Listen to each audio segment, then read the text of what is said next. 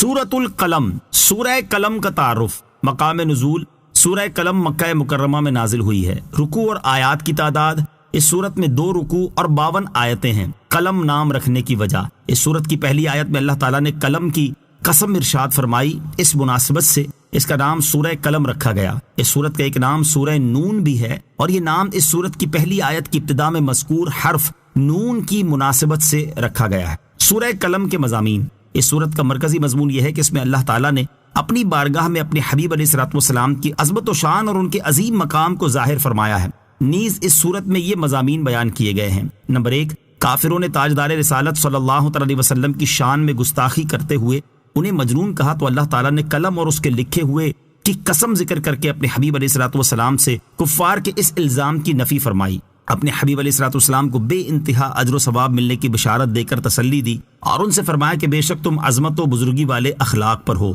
اس کے بعد مجموعی طور پر کفار کے 16 اور جس کافر نے گستاخی کی اس کے 10 عیب بیان کر کے اسے ذلیل و رسوا کر دیا۔ نمبر 2، کفار مکہ کے سامنے ایک باغ والوں کی مثال بیان کی گئی کہ جب انہوں نے اللہ تعالیٰ کی نعمتوں کی ناشکری کی اور حقداروں کو ان کا حق نہ دینے کا عزم کیا، تو اللہ تعالیٰ نے اس باغ کو جلا کر خاکستر کر دیا، اور انہیں بتایا گیا کہ جو اللہ تعالیٰ کی حدوں سے تجاوز کرے اور اس کے حکم کی مخالفت کرے تو اس کے لیے بھی اللہ تعالیٰ کی ایسی ہی سزا ہوتی ہے۔ لہٰذا وہ ہوش میں آئیں اور اپنا انجام خود سوچ لیں کہ دنیا کی سزا اتنی دردناک ہے تو آخرت کی سزا کیسی ہوگی۔ نمبر 3، یہ بتایا گیا کہ کافروں کا یہ دعویٰ غلط ہے کہ مسلمان اور کافر ایک جیسے ہیں، اور اس دعوے پر ان کے پاس کوئی دلیل نہیں۔ نمبر 4، حشر کے میدان میں کفار کی ذلت و رسوائی بیان کی گئی، اور حضور اقدس علیہ الصلوۃ والسلام کو کفار کی طرف سے پہنچنے والی ایذاؤں پر صبر کرنے اور ہر حال میں حکم الہی کے انتظار و پیروی کرنے کی تلقین کی گئی، اور اسی سلسلے میں حضرت یونس علیہ الصلوۃ والسلام کا واقعہ بیان کیا گیا۔ نمبر 5، اس سورت کے آخر میں کفار کے حسد و عناد کا ذکر کیا گیا، اور یہ بتایا گیا کہ سید المرسلین علیہ الصلوۃ والسلام تمام جہانوں کے لیے شرف کا باعث ہیں، تو ان کی طرف جنون کی نسبت کس طرح کی جا سکتی ہے۔ سورہ ملک کے ساتھ مناسبت، سورہ قلم کی اپنے سے ماقبل سورت ملک کے ساتھ مناسبت یہ ہے کہ سورہ ملک میں اللہ تعالیٰ نے اپنی قدرت اور اپنے علم کی وسعت کے دلائل بیان فرمائے، مرنے کے بعد مخلوق کے دوبارہ زندہ ہونے کو ثابت فرمایا، مشرکین کو دنیا و آخرت کے دردناک عذاب سے ڈرایا، اور انہیں اللہ تعالیٰ کی وحدانیت، موت کے بعد اٹھائے جانے اور حضور اقدس علیہ الصلوۃ والسلام کی رسالت پر ایمان لانے کی ترغیب دی۔ اور سورہ قلم کی ابتدا میں اللہ تعالیٰ نے کافروں کی طرف سے اس کے حبیب علیہ الصلوۃ والسلام پر لگائے گئے الزامات کا بڑے پرجلال انداز میں جواب دیا۔ بسم اللہ الرحمن الرحیم۔ ترجمہ، اللہ کے نام سے شروع جو نہایت مہربان رحمت والا ہے۔ نون والقلم وما یسطرون۔ ترجمہ، نون، قلم اور اس کی قسم جو لکھتے ہیں۔ نون، یہ حروف مقطعات میں سے ایک حرف ہے، اس کی مراد اللہ تعالیٰ ہی بہتر جانتا ہے۔ والقلم وما یسطرون، قلم اور ان کے لکھے کی قسم۔ ایک قول یہ ہے کہ اس آیت میں قلم سے مراد وہ قلم ہے جس سے لوگ لکھتے ہیں، اور ان کے لکھے سے مراد لوگوں کی دینی تحریریں ہیں۔ دوسرا قول یہ ہے کہ قلم سے مراد وہ قلم ہے جس سے فرشتے لکھتے ہیں، اور ان کے لکھے سے بنی آدم کے اعمال کے نگہبان فرشتوں کا لکھا مراد ہے، یا ان فرشتوں کا لکھا مراد ہے جو لوح محفوظ سے عالم میں وقوع پذیر ہونے والے واقعات اپنے صحیفوں میں لکھتے ہیں۔ تیسرا قول یہ ہے کہ اس قلم سے وہ قلم مراد ہے جس سے لوح محفوظ پر لکھا گیا، یہ نوری قلم ہے اور اس کی لمبائی زمین و آسمان کے فاصلے کے برابر ہے، اور ان کے لکھے سے لوح محفوظ پر لکھا ہوا مراد ہے۔ اس قلم نے اللہ تعالیٰ کے حکم سے لوح محفوظ پر قیامت تک ہونے والے تمام امور لکھ دیے ہیں، جیسا کہ حضرت عبادہ بن صامت رضی اللہ تعالیٰ عنہ سے روایت ہے۔ رسول کریم صلی اللہ تعالیٰ علیہ وسلم نے ارشاد فرمایا، اللہ تعالیٰ نے سب سے پہلے قلم کو پیدا فرمایا اور اس سے فرمایا لکھ۔ وہ عرض گزار ہوا، اے میرے رب عز و جل، میں کیا لکھوں؟ ارشاد فرمایا، جو کچھ ہو چکا اور جو ابد تک ہوگا سب کی تقدیر لکھ دے۔ اور سنن ابو داؤد کی روایت میں ہے کہ اللہ تعالیٰ نے قلم سے ارشاد فرمایا، قیامت تک جو چیزیں ہوں گی سب کی تقدیریں لکھ دے۔ ما انت بنعمت ربک بمجنون۔ ترجمہ، تم اپنے رب کے فضل سے ہرگز مجنون نہیں ہو۔ ما انت بنعمت ربک بمجنون، تم اپنے رب کے فضل سے ہرگز مجنون نہیں ہو۔ کفار نے نبی اکرم علیہ الصلوۃ والسلام کی شان میں گستاخی کرتے ہوئے کہا، یا ایھا الذی نزل علیہ الذکر انک لمجنون۔ ترجمہ، اے وہ شخص جس پر قرآن نازل کیا گیا ہے، بے شک تم مجنون ہو۔ اللہ تعالیٰ نے قسم ارشاد فرما کر ان کی بدگوئی کا رد کرتے ہوئے اپنے حبیب علیہ الصلوۃ والسلام سے ارشاد فرمایا،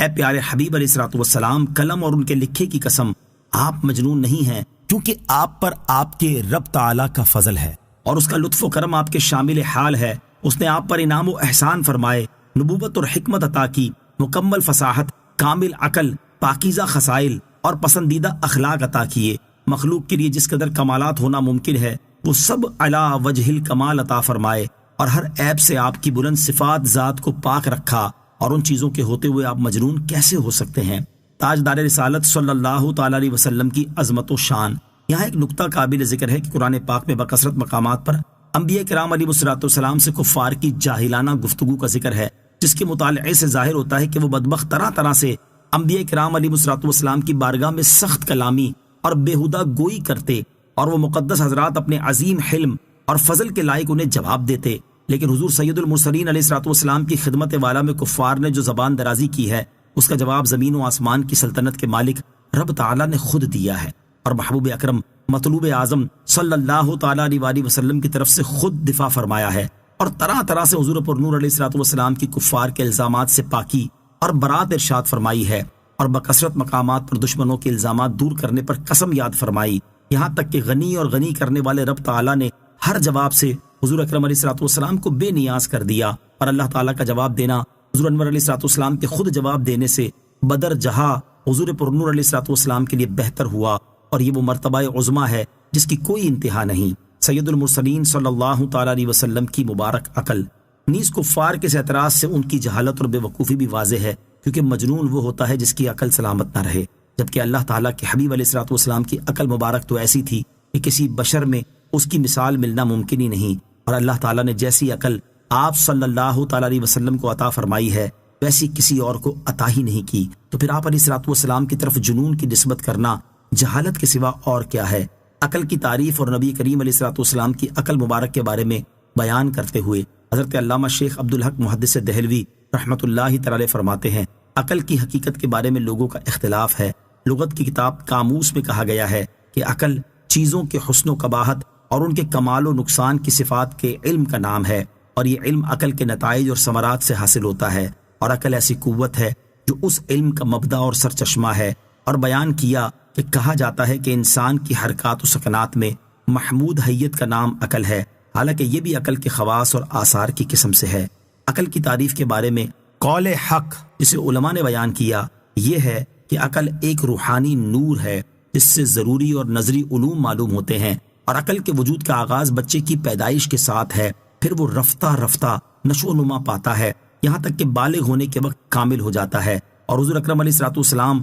عقل اور علم میں کمال کے اس مرتبے پر تھے کہ آپ کے علاوہ کوئی بشر اس درجے تک نہیں پہنچا۔ اللہ تعالیٰ نے جو کچھ آپ علیہ الصلوۃ والسلام پر فیضان فرمایا ان میں سے بعض پر عقول و افکار حیران ہیں، اور جو بھی آپ کے احوال کی کیفیتوں اور آپ کی صفات حمیدہ اور محاسن افعال کی تلاش و جستجو کرتا ہے، اور جوامع الکلم، حسن شمائل، نادر و لطیف خصائل، لوگوں کی سیاسی تدبیر، شرعی احکام کا اظہار و بیان، آداب جلیلہ کی تفاصیل، اخلاق حسنہ کی ترغیب و تحریض، آسمانی کتابوں اور ربانی صحیفوں پر آپ کا عمل، گزشتہ امتوں کے تاریخی حالات، سابقہ دنوں کے احوال، کہاوتوں اور ان کے وقائع اور احوال کا بیان، اہل عرب جو کہ چوپایوں اور درندوں کی مانند تھے، جن کی طبیعتیں جہل و جفا اور نادانی و شقاوت کی بنا پر متنفر اور دور رہنے والی تھیں، ان کی اصلاح و تدبیر، ان کے ظلم و جفا اور ایذاء و تکلیفوں پر آپ کا صبر و تحمل، پھر ان کو علم و عمل، حسن اخلاق اور اعمال میں انتہائی درجے تک پہنچانا، انہیں دنیا و آخرت کی سعادتوں سے بہراور کرنا،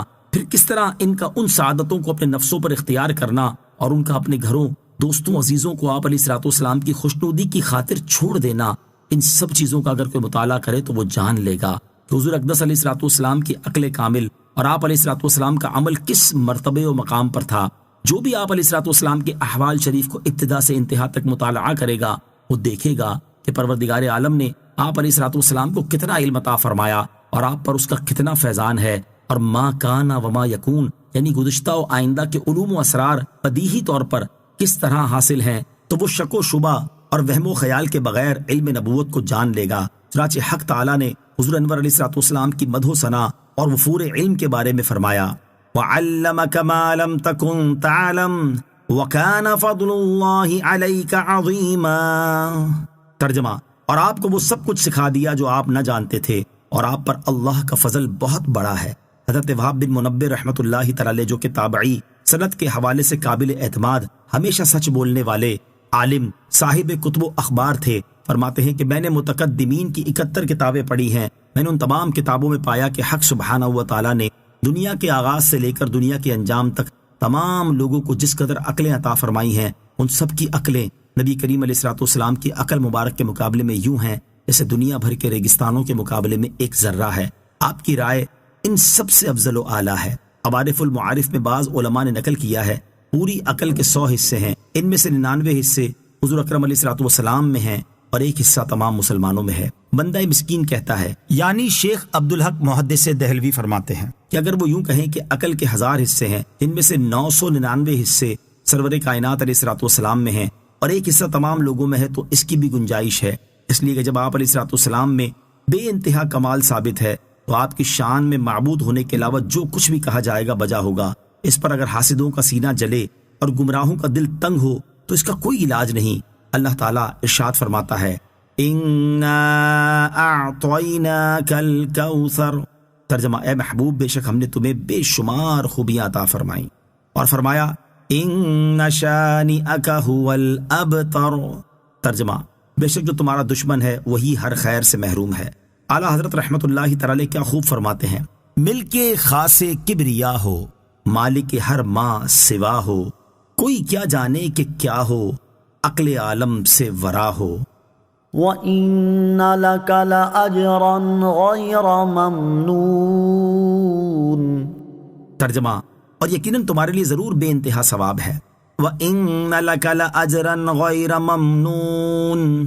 اور یقیناً تمہارے لیے ضرور بے انتہا ثواب ہے۔ ارشاد فرمایا کہ اے حبیب صلی اللہ تعالیٰ علیہ وسلم، ضرور تمہارے لیے رسالت کی تبلیغ، نبوت کے اظہار، مخلوق کو اللہ تعالیٰ کی طرف دعوت دینے اور کفار کی ان بےہودہ باتوں، افتراؤں اور طعنوں پر صبر کرنے کا بے انتہا ثواب ہے۔ لہذا کفار جو آپ کی طرف جنون کی نسبت کر رہے ہیں، آپ اسے خاطر میں نہ لائیے اور رسالت کی تبلیغ کے اہم کام کو جاری رکھیے۔ اعلیٰ حضرت امام احمد رضا خان لکھتے ہیں، حق تعالیٰ نے فرمایا، وَإِنَّ لَكَ لَأَجْرًا غَيْرَ مَمْنُونٍ، اور بے شک تیرے لیے اجر بے پایا ہے کہ تو ان دیوانوں کی بد زبانی پر صبر کرتا اور حلم و کرم سے پیش آتا ہے۔ مجنون تو چلتی ہوا سے الجھا کرتے ہیں، تیرا سا حلم و صبر کوئی تمام عالم کے عقلاء میں تو بتا دے۔ رسول کریم علیہ الصلوۃ والسلام کو ملنے والا ثواب، یاد رہے کہ تمام مسلمانوں کی نیکیوں کا ثواب اضافے در اضافے کے ساتھ نبی کریم صلی اللہ تعالی علیہ وسلم کے نامہ اعمال میں درج ہوتا ہے۔ مثال کے طور پر رسول کریم علیہ الصلوۃ والسلام نے جتنے لوگوں کو مسلمان کیا تو انہیں مسلمان کرنے کا ثواب حضور علیہ الصلوۃ والسلام کو ملے گا، اور ان کے تمام نیک اعمال کا ثواب ان کے ساتھ ساتھ حضور اکرم علیہ الصلوۃ والسلام کو بھی ملے گا۔ اسی طرح ان مسلمانوں نے آگے جتنے لوگوں کو مسلمان کیا تو ان کو مسلمان کرنے اور ان کی نیکیوں کا ثواب ان مسلمانوں کو بھی ملے گا، اور ان کے ثواب کے ساتھ مل کر اضافے کے ساتھ سرکار دو عالم علیہ الصلوۃ والسلام کو بھی ملے گا۔ اسی طرح قیامت تک سلسلہ در سلسلہ جتنے لوگ مسلمان ہوتے جائیں گے اور نیک اعمال کرتے جائیں گے، سب کے مسلمان ہونے اور نیک اعمال کرنے کا ثواب بے انتہا اضافے کے ساتھ سید المرسلین صلی اللہ تعالی علیہ وسلم کو بھی ملے گا۔ اسی طرح کا مضمون علامہ عبدالرؤوف مناوی رحمۃ اللہ تعالی علیہ نے فیض القدیر کی جلد نمبر 11 کے صفحہ نمبر 5789 پر امام مقریزی رحمۃ اللہ تعالی کے حوالے سے ذکر کیا ہے، اور ہدایت کی دعوت دینے والوں اور دین میں اچھا طریقہ جاری کرنے والوں کے بارے میں حضرت ابو ہریرہ رضی اللہ تعالیٰ عنہ سے روایت ہے، رسول کریم علیہ الصلوۃ والسلام نے ارشاد فرمایا، جس شخص نے ہدایت کی دعوت دی اسے اس ہدایت کی پیروی کرنے والوں کے برابر اجر ملے گا اور ان کے اجروں میں کوئی کمی نہیں ہوگی، اور جس شخص نے کسی گمراہی کی دعوت دی اسے اس گمراہی کی پیروی کرنے والوں کے برابر گناہ ہوگا اور ان کے گناہوں میں کوئی کمی نہیں ہوگی۔ اور حضرت جریر بن عبداللہ رضی اللہ تعالیٰ عنہ سے روایت ہے، سید المرسلین صلی اللہ تعالی علیہ وسلم نے ارشاد فرمایا، جس شخص نے مسلمانوں میں کسی نیک طریقے کی ابتدا کی اور اس کے بعد اس طریقے پر عمل کیا گیا تو اس طریقے پر عمل کرنے والوں کا اجر بھی اس کے نامہ اعمال میں لکھا جائے گا اور عمل کرنے والوں کے اجر میں کمی نہیں ہوگی۔ اور جس شخص نے مسلمانوں میں کسی برے طریقے کی ابتدا کی اور اس کے بعد اس طریقے پر عمل کیا گیا تو اس طریقے پر عمل کرنے والوں کا گناہ بھی اس شخص کے نامہ اعمال میں لکھا جائے گا اور عمل کرنے والوں کے گناہ میں کوئی کمی نہیں ہوگی۔ سید العالمین صلی اللہ تعالی وسلم کا صبر، حلم اور عفو و درگزر، یہاں تاجدار رسالت صلی اللہ تعالی وسلم کے صبر، حلم اور عفو و درگزر کی کچھ جھلک سماعت کیجیے۔ چنانچہ حدیث اور سیرت کی کتابوں میں مذکور ہے کہ نبی اکرم علیہ الصلوۃ والسلام نے کسی سے اپنی ذات کا بدلہ نہیں لیا، بلکہ آپ علیہ الصلوۃ والسلام زیادتی کرنے والوں کے عمل پر حلم اور صبر کا مظاہرہ کرتے اور ان سے درگزر فرماتے، حتیٰ کہ جان کے دشمنوں کو بھی معاف کر دیا کرتے تھے۔ چنانچہ یہاں اختصار کے ساتھ اس کی 4 مثالیں سماعت کیجیے۔ نمبر 1، لبید بن عاصم یہودی نے جب آپ علیہ الصلوۃ والسلام پر جادو کیا تو اس کے بارے میں معلوم ہو جانے کے باوجود بھی اسے کوئی سزا نہ دی۔ نمبر 2، یہودی عورت زینب نے گوشت میں زہر ملا کر آپ علیہ الصلوۃ والسلام کو کھلا دیا تو اپنی ذات کی وجہ سے اس سے کوئی بدلہ نہ لیا، البتہ جب اس زہر کے اثر سے ایک صحابی رضی اللہ تعالیٰ عنہ انتقال فرما گئے تو اس عورت پر شرعی سزا نافذ فرمائی۔ نمبر 3، غورث بن حارث نے آپ صلی اللہ تعالیٰ علیہ وسلم کو شہید کرنے کی کوشش کی تو آپ علیہ الصلوۃ والسلام نے اس پر غالب آ جانے کے باوجود اسے معاف کر دیا۔ نمبر 4، کفار مکہ نے وہ کون سا ایسا ظالمانہ برتاؤ تھا جو آپ کے ساتھ نہ کیا ہو، لیکن فتح مکہ کے دن جب یہ سب جباران قریش مہاجرین و انصار کے لشکروں کے محاصرے میں مجبور ہو کر حرم کعبہ میں خوف اور دہشت سے کانپ رہے تھے اور انتقام کے ڈر سے ان کے جسم کا رواں رواں لرز رہا تھا، تو رسول رحمت علیہ الصلوۃ والسلام نے ان مجرموں کو یہ فرما کر چھوڑ دیا کہ جاؤ، آج تم سے کوئی مواخذہ نہیں، تم سب آزاد ہو۔ مختصر یہ کہ حضور پر نور علیہ الصلوۃ والسلام کی پوری سیرت طیبہ میں صبر، حلم اور عفو درگزر کی اتنی مثالیں موجود ہیں کہ جنہیں شمار کیا جائے تو ایک انتہائی ضخیم کتاب مرتب ہو سکتی ہے۔ وَإِنَّكَ لَعَلَى خُلُقٍ عَظِيمٍ۔ ترجمہ، اور بے شک تم یقیناً عظیم اخلاق پر ہو۔ وَإِنَّكَ لَعَلَى خُلُقٍ عَظِيمٍ، اور بے شک تم یقیناً عظیم اخلاق پر ہو۔ علامہ علی بن محمد خازن رحمۃ اللہ تعالی فرماتے کہ یہ آیت گویا کہ ما انت بنعمت ربک بمجنون کی تفسیر ہے، کیونکہ تاجدار رسالت صلی اللہ تعالی علیہ وسلم کے قابل تعریف اخلاق اور پسندیدہ افعال آپ کی ذات مبارکہ سے ظاہر تھے، اور جس کی ایسی شان ہو اس کی طرف جنون کی نسبت کرنا درست نہیں۔ اعلیٰ حضرت امام احمد رضا خان رحمۃ اللہ تعالی لکھتے ہیں، حق جل و علا نے فرمایا وَإِنَّكَ لَعَلَى خُلُقٍ عَظِيمٍ، اور بے شک تو بڑے عظمت والے ادب تہذیب پر ہے کہ ایک حلم و صبر کیا، تیری جو خصلت ہے اس درجہ عظیم و با شوکت ہے کہ اخلاق عاقلان جہاں مجتمع ہو کر اس کے ایک شمع یعنی قلیل مقدار کو نہیں پہنچتے، پھر اس سے بڑھ کر اندھا کون جو تجھے ایسے لفظ سے یاد کرے۔ حضور اقدس صلی اللہ تعالی علیہ وآلہ وسلم کے مبارک اخلاق اللہ تعالیٰ نے اپنے حبیب علیہ الصلوۃ والسلام کے اخلاق کریمہ کے بارے میں بیان کرتے ہوئے ایک اور مقام پر ارشاد فرمایا، فَبِمَا رَحْمَةٍ مِّنَ اللَّهِ لِنتَ لَهُمْ وَلَوْ كُنتَ فَظًّا غَلِيظَ الْقَلْبِ لَانفَضُّوا مِنْ حَوْلِكَ۔ ترجمہ، تو اے حبیب اللہ کی کتنی بڑی مہربانی ہے کہ آپ ان کے لیے نرم دل ہیں، اور اگر آپ ترش مزاج سخت دل ہوتے تو یہ لوگ ضرور آپ کے پاس سے بھاگ جاتے۔ اور حضرت جابر رضی اللہ تعالیٰ عنہ سے روایت ہے، نبی کریم صلی اللہ تعالیٰ علیہ وسلم نے ارشاد فرمایا، اللہ تعالیٰ نے اخلاق کے درجات مکمل کرنے اور اچھے اعمال کے کمالات پورے کرنے کے لیے مجھ کو بھیجا۔ حضرت سعد بن حشام رضی اللہ تعالیٰ عنہ فرماتے ہیں، میں نے حضرت عائشہ صدیقہ رضی اللہ تعالیٰ عنہا سے دریافت کیا، اے ام المومنین رضی اللہ تعالیٰ عنہا، مجھے رسول اللہ صلی اللہ تعالیٰ علیہ وسلم کے اخلاق کے بارے میں بتائیے۔ حضرت عائشہ صدیقہ رضی اللہ تعالیٰ عنہا نے فرمایا، کیا تم قرآن نہیں پڑھتے؟ میں نے عرض کی کیوں نہیں؟ تو آپ نے ارشاد فرمایا، رسول اللہ صلی اللہ تعالیٰ علیہ وسلم کا خلق قرآن ہی تو ہے۔ اور علامہ عبد المصطفیٰ اعظمی رحمۃ اللہ تعالی لکھتے ہیں، حضور نبی کریم علیہ الصلوۃ والسلام محاسن اخلاق کے تمام گوشوں کے جامع تھے، یعنی حلم و عفو، رحم و کرم، عدل و انصاف، جود و سخا، ایثار و قربانی، مہمان نوازی، عدم تشدد، شجاعت، ایفاء عہد، حسن معاملہ، صبر و قناعت، نرم گفتاری، خوش روئی، ملنساری،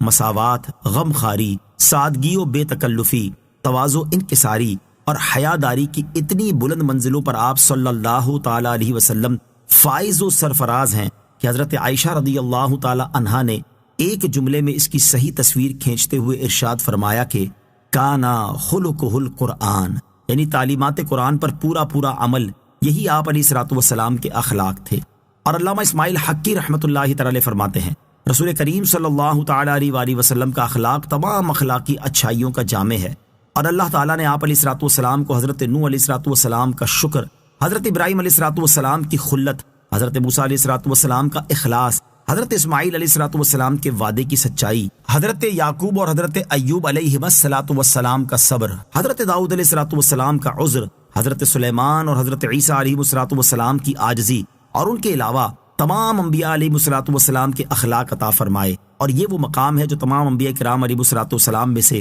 صرف سید المرسلین صلی اللہ تعالی علیہ وآلہ وسلم کو عطا ہوا ہے۔ اعلیٰ حضرت امام احمد رضا خان علیہ رحمت الرحمان کیا خوب فرماتے ہیں، تیرے خلق کو حق نے عظیم کہا، تیری خلق کو حق نے جمیل کیا، کوئی تجھ سا ہوا ہے نہ ہوگا شہا، تیرے خالق حسن و ادا کی قسم۔ علم اور عمل دونوں اعتبار سے کامل اور جامع شخصیت۔ یہاں ایک نکتہ قابل ذکر ہے، اللہ تعالیٰ نے اپنے حبیب علیہ الصلوۃ والسلام کے علم مبارک کے بارے میں ارشاد فرمایا، وَأَنزَلَ اللَّهُ عَلَيْكَ الْكِتَابَ وَالْحِكْمَةَ وَعَلَّمَكَ مَا لَمْ تَكُنْ تَعْلَمْ وَكَانَ فَضْلُ اللَّهِ عَلَيْكَ عَظِيمًا۔ ترجمہ، اور اللہ نے آپ پر کتاب اور حکمت نازل فرمائی اور آپ کو وہ سب کچھ سکھا دیا جو آپ نہ جانتے تھے، اور آپ پر اللہ کا فضل بہت بڑا ہے۔ اور اپنے حبیب صلی اللہ تعالی علیہ وسلم کے عمل مبارک کے بارے میں ارشاد فرمایا، وَإِنَّكَ لَعَلَىٰ خُلُقٍ عَظِيمٍ۔ ترجمہ، اور بے شک تم یقیناً عظیم اخلاق پر ہو۔ اس سے معلوم ہوا کہ سید المرسلین صلی اللہ تعالی علیہ وآلہ وسلم علم اور عمل دونوں اعتبار سے کامل اور جامع ہیں۔ سرکار دو عالم صلی اللہ تعالی علیہ وآلہ وسلم کے اخلاق کریمہ سے متعلق ایک عظیم واقعہ۔ ویسے تو احادیث اور سیرت کی کتابوں میں سید المرسلین صلی اللہ تعالی علیہ وآلہ وسلم کے اخلاق کریمہ کے بے شمار واقعات مذکور ہیں، جنہیں اختصار کے ساتھ بھی یہاں بیان کرنا ممکن نہیں۔ البتہ ہم ایک ایسا واقعہ ذکر کرتے ہیں جس سے معلوم ہوتا ہے کہ بڑے تو بڑے صحیح، چھوٹے بچے تک بھی تاجدار رسالت صلی اللہ تعالی علیہ وسلم کے اخلاق کریمہ سے بہت متاثر تھے، اور کسی صورت بھی آپ کے دامن اقدس سے جدائی انہیں برداشت نہ تھی۔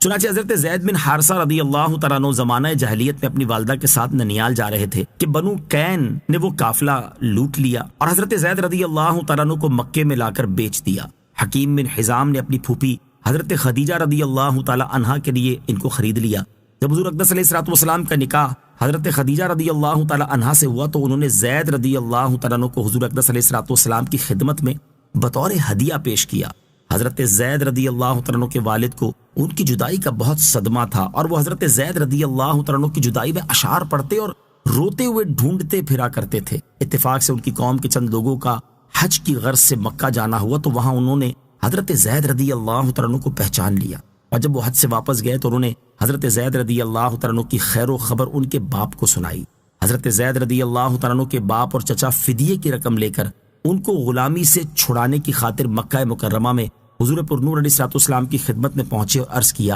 اے ہاشم کی اولاد، اپنی قوم کے سردار، تم لوگ حرم کے رہنے والے ہو اور اللہ عز و جل کے گھر کے پڑوسی ہو، تم خود قیدیوں کو رہا کراتے ہو، بھوکوں کو کھانا کھلاتے ہو، ہم اپنے بیٹے کی طلب میں تمہارے پاس پہنچے ہیں، ہم پر احسان فرماؤ اور کرم کرو، فدیہ قبول کرو اور اس کو رہا کر دو، بلکہ جو فدیہ ہو اس سے زیادہ لے لو۔ نبی پاک علیہ الصلوۃ والسلام نے فرمایا، بس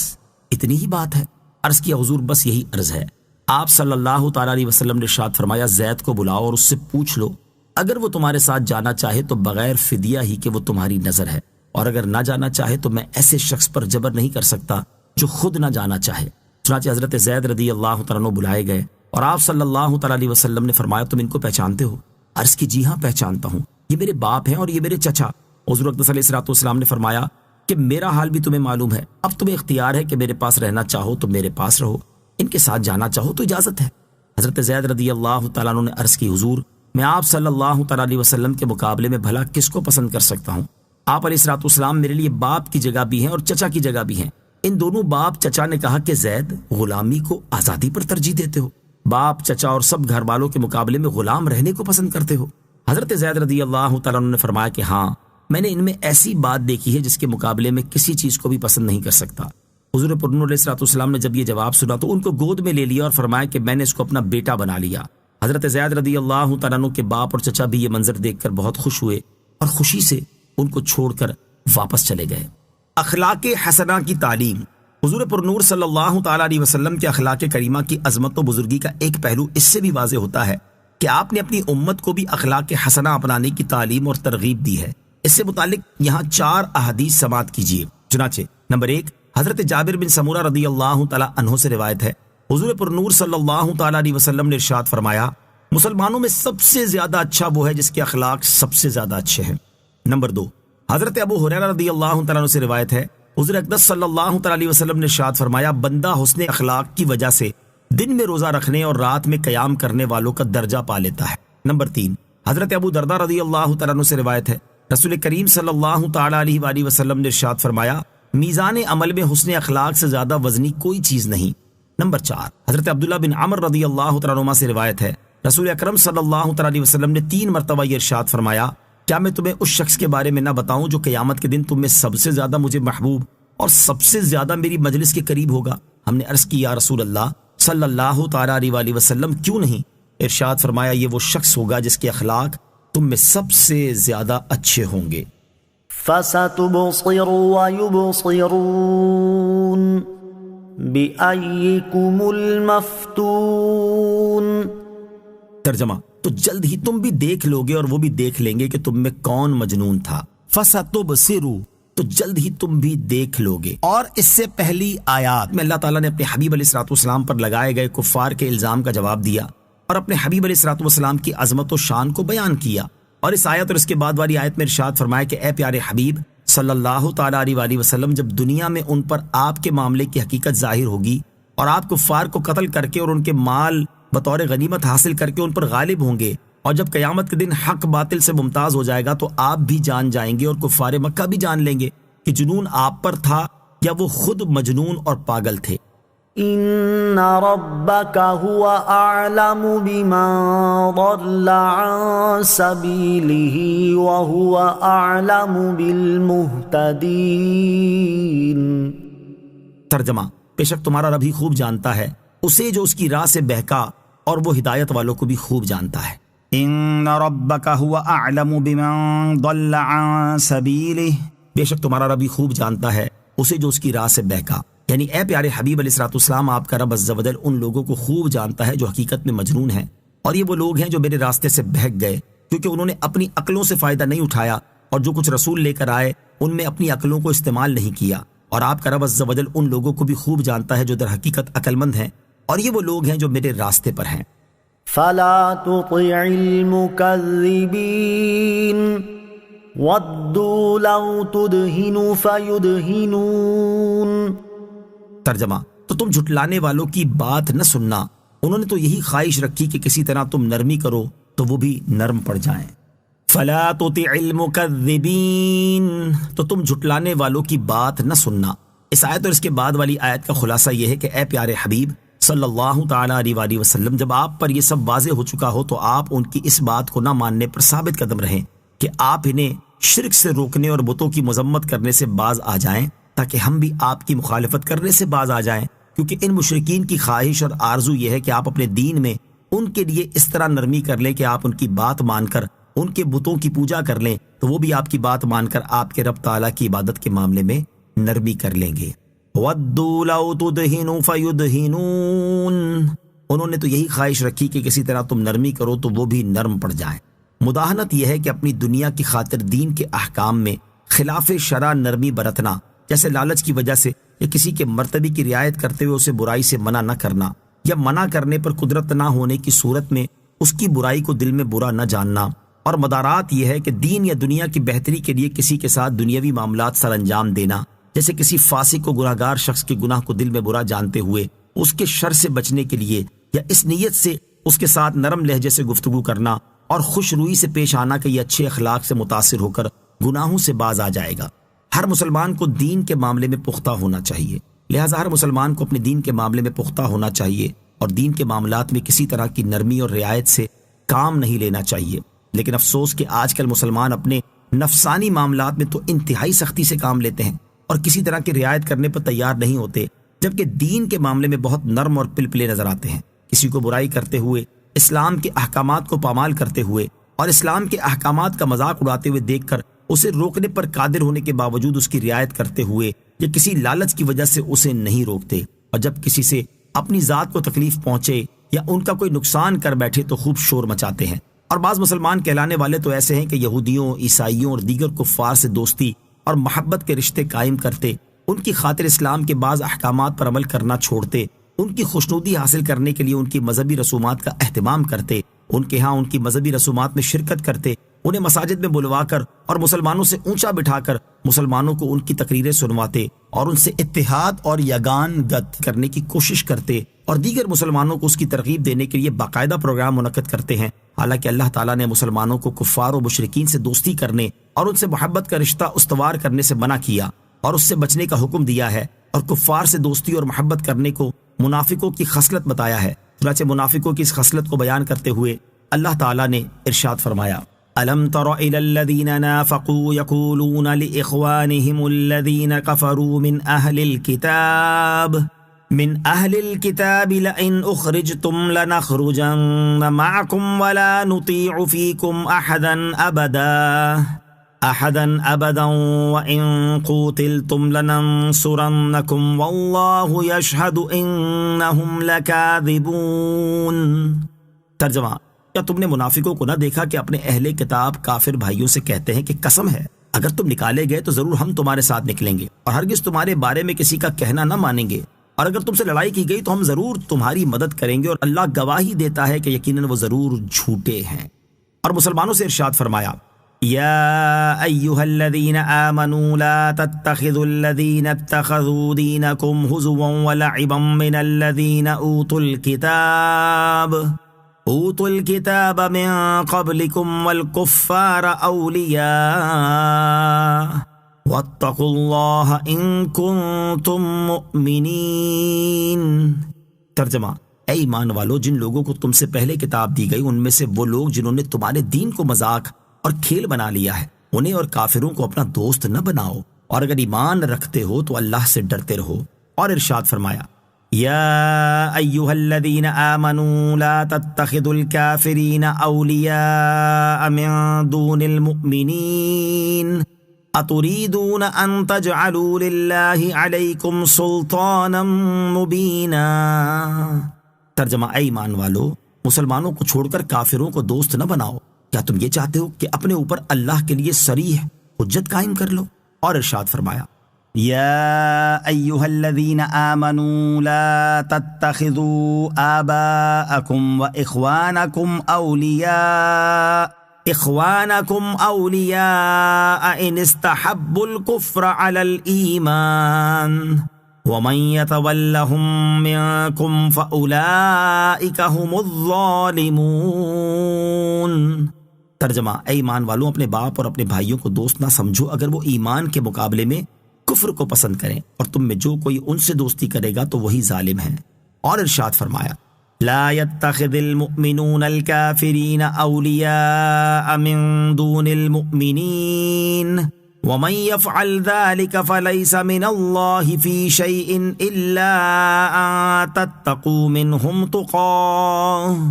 ويحذركم الله نفسه وإلى الله المصير۔ ترجمہ: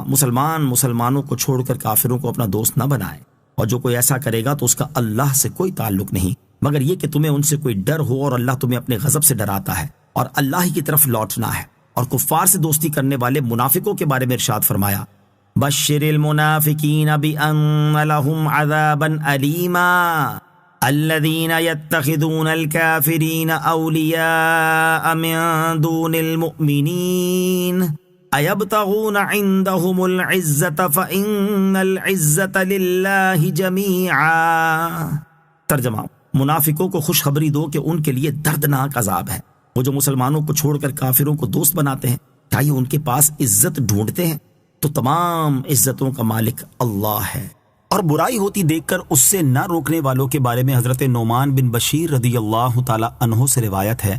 حضور پرنور صلی اللہ تعالی علیہ وآلہ وسلم نے ارشاد فرمایا: اللہ تعالیٰ کی حدود میں نرمی برتنے والے اور ان میں مبتلا ہونے والے کی مثال ان لوگوں جیسی ہے جنہوں نے کشتی میں قرآن دازی کی تو بعض کے حصے میں نیچے والا حصہ آیا اور بعض کے حصے میں اوپر والا۔ نیچے والوں کو پانی کے لیے اوپر والوں کے پاس جانا ہوتا تھا، اوپر والوں کو نیچے والوں کے پانی لے کر گزرنے کی وجہ سے اذیت پہنچی اور انہوں نے اسے زحمت شمار کیا، تو نیچے والوں میں سے ایک شخص نے کلاڑا لیا اور کشتی کے نچلے حصے میں سوراخ کرنے لگا۔ اوپر والے اس کے پاس آئے اور کہنے لگے: تجھے کیا ہو گیا ہے؟ اس نے کہا: میری وجہ سے تمہیں تکلیف ہوتی تھی اور پانی کے بغیر گزارا نہیں، اس لیے میں کشتی میں سوراخ کر رہا ہوں تاکہ مجھے پانی حاصل ہو جائے اور تمہاری تکلیف دور ہو جائے۔ پس اگر انہوں نے اس کا ہاتھ پکڑ لیا تو اسے ڈوبنے سے بچا لیا اور خود بھی بچ جائیں گے، اور اگر اسے چھوڑ دیا اور سوراخ کرنے سے منع نہیں کیا تو اسے ہلاک کریں گے اور اپنی جانوں کو ہلاک کر بیٹھیں گے۔ اور حضرت ام سلمہ رضی اللہ تعالی عنہا سے روایت ہے، رسول اللہ صلی اللہ تعالی علیہ وآلہ وسلم نے ارشاد فرمایا، ان قریب تم پر ایسے بادشاہ مسلط ہوں گے جن سے تم نیکی بھی دیکھو گے اور برائی بھی، تو جس نے ان کی برائی کو برا کہا وہ بری ہوا، اور جس نے ان کی برائی کو برا کہنے کی قدرت نہ رکھنے کی وجہ سے اس برائی کو دل سے برا سمجھا، وہ بھی ان کی برائی میں شریک ہونے کے وبال سے سلامت رہا۔ البتہ جو دل سے ان کی برائی پر راضی ہوا اور اس نے ان کی پیروی کی تو وہ ہلاک ہوا۔ اللہ تعالیٰ مسلمانوں کو عقل سلیم عطا فرمائے اور اپنے دین پر پختگی اور اس کے احکامات پر مضبوطی سے عمل کی توفیق عطا فرمائے، آمین۔ نوٹ: کفار و مشرکین سے تعلقات رکھنے کے بارے میں تفصیلی معلومات حاصل کرنے کے لیے فتاوی رضویہ کی جلد نمبر 14 میں موجود اعلیٰ حضرت امام اہل سنت امام احمد رضا خان رحمۃ اللہ تعالی کے رسالے المحجۃ المؤتمنہ فی آیات الممتحنہ، غیر مسلموں سے تعلقات رکھنے کی شرعی حدود کا تفصیلی بیان کا مطالعہ فرمائیں۔ وَلَا تُطِعْ كُلَّ حَلَّافٍ مَّهِينٍ۔ ترجمہ: اور ہر ایسے آدمی کی بات نہ سننا جو بڑا قسمیں کھانے والا ذلیل۔ وَلَا تُطِعْ كُلَّ حَلَّافٍ، اور ہر ایسے آدمی کی بات نہ سننا جو بڑا قسمیں کھانے والا۔ اس سے پہلی آیت میں اللہ تعالیٰ نے مشرکین کی بات ماننے سے منع کیا اور اس ممانعت میں تمام کفار داخل ہیں۔ اب یہاں کفر کے علاوہ مزید عیوب بیان کر کے دوبارہ منع کیا جا رہا ہے کہ جس کافر میں یہ عیب ہوں اس کی بات بطور خاص نہ مانی جائے۔ یہاں آیت میں 2 عیب بیان کیے گئے ہیں۔ نمبر 1، وہ حلاف ہے۔ حلاف اسے کہتے ہیں جو حق اور باطل دونوں طرح کے معاملات میں بہت زیادہ قسمیں کھاتا ہو۔ نمبر 2، وہ ذلیل ہے کیونکہ بات بات پر قسمیں کھانے والا اور جھوٹی قسمیں کھانے والا لوگوں کی نگاہوں میں ذلیل ہوتا ہے۔ یاد رہے کہ جمہور مفسرین کے نزدیک اس آیت سے لے کر آیت نمبر 16 تک جو مذموم اوصاف بیان کیے گئے یہ ولید بن مغیرہ کے ہیں، جبکہ بعض مفسرین کا قول یہ ہے کہ یہ اوصاف اسود بن عبد یغوث یا اخنس بن شریک یا ابو جہل بن حشام کے ہیں۔ بات بات پر قسمیں اٹھانے والے نصیحت حاصل کریں۔ اس آیت سے ان مسلمانوں کو بھی نصیحت حاصل کرنی چاہیے کہ جو بات بات پر اللہ تعالیٰ کی یا قرآن کی قسمیں اٹھانا شروع کر دیتے ہیں اور بسا اوقات جھوٹے ہونے کے باوجود بھی کثرت کے ساتھ قسمیں کھاتے نظر آتے ہیں، تاکہ کسی طرح ان کی بات کو سچ مان لیا جائے اور ان کے اس عمل کی وجہ سے لوگوں کی نظروں میں ان کی جو عزت اور مقام بنتا ہے وہ سب اچھی طرح جانتے ہیں۔ زیادہ قسمیں کھانے اور قسموں کو دھوکہ دینے اور فساد برپا کرنے کا ذریعہ بنانے سے منع کرتے ہوئے اللہ تعالیٰ ارشاد فرماتا ہے، وَلَا تَجْعَلُوا اللَّهَ عُرْضَةً لِأَيْمَانِكُمْ۔ ترجمہ: اور اپنی قسموں کی وجہ سے اللہ کے نام کو آڑ نہ بنا لو۔ اور ارشاد فرماتا ہے، وَلَا تَتَّخِذُوا أَيْمَانَكُمْ دَخَلًا بَيْنَكُمْ فَتَزِلَّ قَدَمٌ بَعْدَ ثُبُوتِهَا وَتَذُوقُوا السُّوءَ بِمَا صَدَدتُّمْ عَن سَبِيلِ اللَّهِ وَلَكُمْ عَذَابٌ عَظِيمٌ۔ ترجمہ: اور تم اپنی قسموں کو اپنے درمیان دھوکے اور فساد کا ذریعہ نہ بناؤ، ورنہ قدم ثابت قدمی کے بعد پھسل جائیں گے اور تم اللہ کے راستے سے روکنے کی وجہ سے سزا کا مزہ چکھو گے اور تمہارے لیے بہت بڑا عذاب ہوگا۔ اور قسموں کے بدلے دنیا کا ذلیل مال لینے والوں کے بارے میں ارشاد فرماتا ہے، ان الذين يشترون بعهد الله وايمانهم ثمنا قليلا اولئك لا خلاق لهم في الاخره ولا يكلمهم الله ولا ينظر اليهم يوم القيامه ولا يزكيهم ولهم عذاب اليم۔ ترجمہ: بے شک وہ لوگ جو اللہ کے وعدے اور اپنی قسموں کے بدلے تھوڑی سی قیمت لیتے ہیں ان لوگوں کے لیے آخرت میں کچھ حصہ نہیں، اور اللہ قیامت کے دن نہ تو ان سے کلام فرمائے گا اور نہ ان کی طرف نظر کرے گا اور نہ انہیں پاک کرے گا، اور ان کے لیے دردناک عذاب ہے۔ اللہ تعالیٰ مسلمانوں کو ہدایت اور عقل سلیم عطا فرمائے، آمین۔ ہمازٍ مشاء بنمیم۔ ترجمہ: سامنے بہت تانے دینے والا، چغلی کے ساتھ ادھر ادھر بہت پھرنے والا۔ ہماز، بہت تانے دینے والا۔ اس آیت میں بھی 2 عیب بیان کیے گئے ہیں۔ نمبر 1، وہ ہماز ہے۔ ہماز اس شخص کو کہتے ہیں جو لوگوں کے سامنے ان کے بکثرت عیب نکالے یا بہت تانے دے۔ عیب جوئی کرنے اور تانے دینے کی مذمت، ایسے شخص کے بارے میں اللہ تعالیٰ ارشاد فرماتا ہے، وَيْلٌ لِكُلِّ ہُمَزَةٍ۔ ترجمہ: اس کے لیے خرابی ہے جو لوگوں کے منہ پر عیب نکالے۔ اور حضرت راشد بن سعد مقرانی رضی اللہ تعالی عنہ سے مروی ہے، رسول اللہ صلی اللہ تعالی علیہ وآلہ وسلم نے ارشاد فرمایا، معراج کی رات میں کچھ عورتوں اور مردوں کے پاس سے گزرا جو ان کی پستانوں کے ساتھ لٹکے ہوئے تھے۔ میں نے کہا، اے جبرائیل علیہ السلام، یہ کون لوگ ہیں؟ حضرت جبرائیل نے عرض کی، یا رسول اللہ صلی اللہ تعالی علیہ وسلم، یہ وہ مرد اور عورتیں ہیں جو لوگوں کے سامنے بہت عیب نکالتے اور تانے دیا کرتے تھے۔ نمبر 2، وہ چغلی کے ساتھ ادھر ادھر بہت پھرنے والا ہے۔ چغلی کی تعریف اور اس کی مذمت۔ چغلی کی تعریف یہ ہے کہ لوگوں کے درمیان فساد ڈالنے کے لیے ایک کی بات دوسرے تک پہنچانا۔ احادیث میں چغل خوری کی شدید مذمت بیان کی گئی ہے، یہاں ان میں سے 3 احادیث سماعت کیجیے۔ نمبر 1، حضرت حذیفہ رضی اللہ تعالیٰ عنہ فرماتے ہیں، میں نے حضور پرنور صلی اللہ تعالیٰ علیہ وآلہ وسلم کو ارشاد فرماتے ہوئے سنا کہ چغل خور جنت میں نہیں جائے گا۔ نمبر 2، حضرت عبد الرحمن بن غنم اشعری رضی اللہ تعالیٰ عنہ سے مروی ہے، حضور اقدس صلی اللہ تعالیٰ علیہ وسلم نے ارشاد فرمایا، اللہ تعالیٰ کے بہترین بندے وہ ہیں کہ جب ان کو دیکھا جائے تو اللہ تعالیٰ یاد آ جائے، اور اللہ تعالیٰ کے بدترین بندے چغلی کھانے کے لیے ادھر ادھر پھرنے والے، دوستوں کے درمیان جدائی ڈالنے والے اور بے عیب لوگوں کی خامیاں نکالنے والے ہیں۔ نمبر 3، حضرت علا بن حارث رضی اللہ تعالیٰ عنہ سے روایت ہے، سرکار دو عالم صلی اللہ تعالیٰ علیہ وسلم نے ارشاد فرمایا، منہ پر برا بھلا کہنے والوں، پیٹھ پیچھے عیب جوئی کرنے والوں، چغلی کھانے والوں اور بے عیب لوگوں میں عیب تلاش کرنے والوں کو اللہ تعالیٰ قیامت کے دن کتوں کی شکل میں جمع فرمائے گا۔ مناع للخیر معتد اثیم۔ ترجمہ، بھلائی سے بڑا روکنے والا، حد سے بڑھنے والا، بڑا گناہگار۔ مناع للخیر، بھلائی سے بڑا روکنے والا۔ اس آیت میں اس کافر کے 3 عیوب بیان کیے گئے ہیں۔ نمبر 1، وہ بھلائی سے بڑا روکنے والا ہے۔ اس سے مراد یہ ہے کہ وہ ایسا بخیل ہے کہ نہ خود نیک کاموں میں خرچ کرتا ہے اور نہ دوسرے کو نیک کاموں میں خرچ کرنے دیتا ہے۔ حضرت عبداللہ ابن عباس رضی اللہ تعالیٰ عنہما اس کے معنی بیان کرتے ہوئے فرماتے ہیں کہ بھلائی سے روکنے سے مقصود اسلام سے روکنا ہے، کیونکہ ولید بن مغیرہ اپنے بیٹوں اور رشتہ داروں سے کہتا تھا کہ اگر تم میں سے کوئی اسلام میں داخل ہوا تو میں اسے اپنے مال سے کچھ نہ دوں گا۔ نمبر 2، لوگوں پر ظلم کرنے میں حد سے بڑھنے والا ہے۔ نمبر 3، سخت گناہگار ہے۔ عتل بعد ذلك زنیم۔ ترجمہ، سخت مزاج، اس کے بعد ناجائز پیداوار ہے۔ عتل،